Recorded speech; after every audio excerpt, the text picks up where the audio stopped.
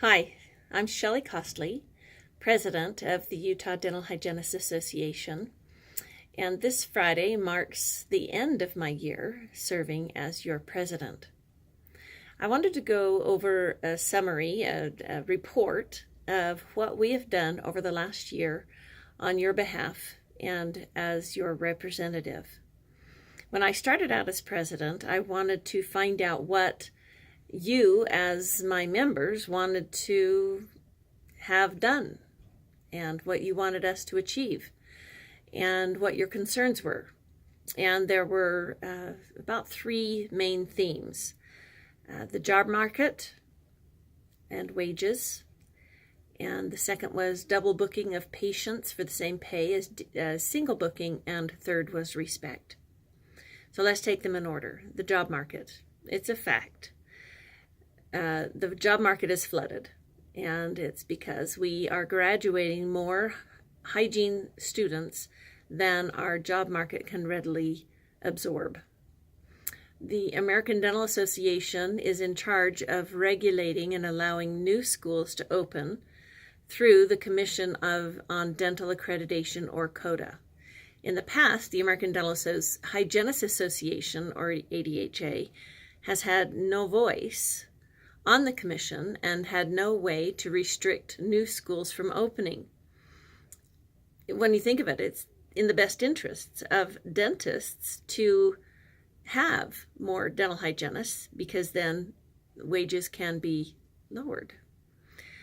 Here in Utah, we see lowered wages and unfair work expectations. Many hygienists I've spoken to are working double hygiene, where they see 16 to 24 or more patients in a day, and what's really weird is they make less than the hygienist who is working a single schedule. No wonder periodontal disease is being misdiagnosed. No wonder oral hygiene instruction is thrown out the window. You just don't have time. The instructions are becoming more of a, you need to do this, shaking your finger at your patient instead of creating a dialogue with your patient. Now, there are dentists out there who still believe that their hygienist is a valuable healthcare provider in their practice. They are becoming more rare, and their hygienists love their jobs, and they're not about to give them to you or quit and let you have their job. So what has UDHA and ADHA done to counteract this? Well, we fought for a position on CODA and won. So now we have a voice on the Council of Accreditation, and we have seen fewer schools opening across the nation. We have seen dental hygiene taking a lead in dental codes so that we can better charge out for what it is we really do.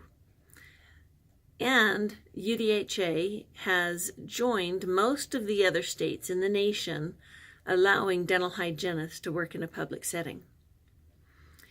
UDHA has advocated on your behalf for you to be able to work in non-traditional settings. That's a whole avenue of a work environment that has opened up in the last couple of years. Now let's talk about respect. Job satisfaction or dissatisfaction is widely found to come from whether you feel a valued member of the work environment that you're in. And many of you are thinking to yourselves throughout the day, I went to school, I worked my off, and I learned all these things, and yet all I'm doing is cleaning teeth. Remember, back in school, you had to learn how to recognize changes in health. And you were expected, and in fact you were given assignments to recognize alterations in health. and you had to put that knowledge to work in clinic. And you do it really every day in treating your patients. You recognize alterations in dental health. You find out what those alterations are related to and address those causes to effect change. For instance, your patient presents with red edematous gingiva, radiographic bone loss of 4 to 5 millimeters.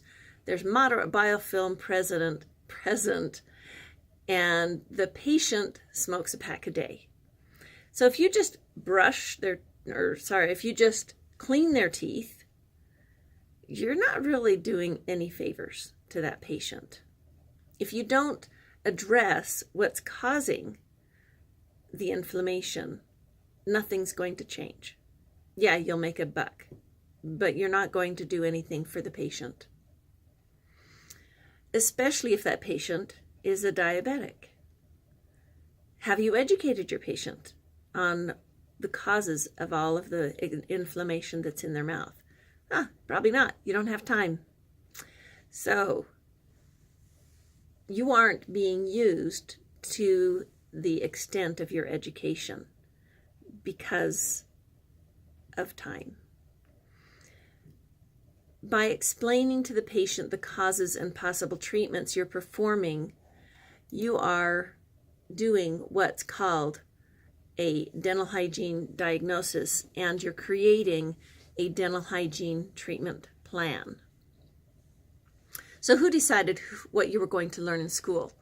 For example, most of you had to read and study Esther Wilkins' book, her textbook, Clinical Practice of the Dental Hygienist. I still have mine from 30 years ago. I even have a signed copy from Esther. Bless her. We'll miss her. Do you realize that there are 69 chapters in her textbook and only 3 have to do with cleaning teeth? Who decides what should be included in the curricula included in all dental hygiene schools? Well, that would be the ADA and CODA. The term dental hygiene diagnosis was part of the CODA education accreditation standards for dental hygiene. Those terms were part of the standard until the ADA brought forth a resolution to remove them. And because ADHA had no voice at that time, that language was removed from the accreditation standards for dental hygiene. Imagine if the ADA takes all reference to recognizing alterations to health and possible causes out of our textbooks and out of the curriculum.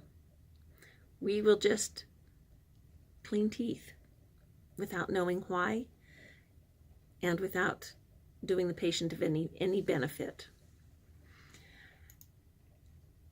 In the nation, there are about 200,000 dental hygienists and about 150,000 dentists. In Utah, there are 3,245 dental hygienists, and there are 3,063 dentists. We outnumber the dentists, and yet they have a greater voice in what we can and cannot do. Why is that?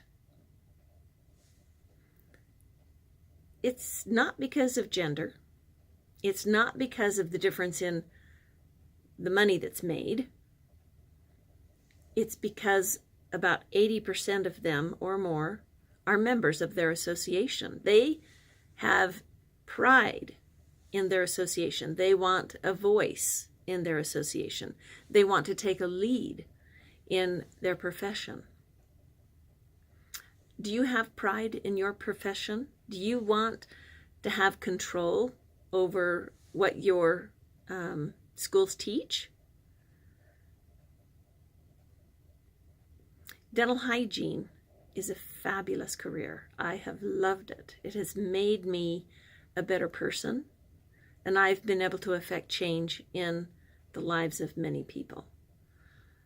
I'd hate to see that go downhill, and I'd love to see it expand so that more and more people can have the benefit of our expertise. We need you. If it's time, if you're ready, please become a member and become active in helping us to help you. It's been my pleasure, and I'll see you around at the meetings.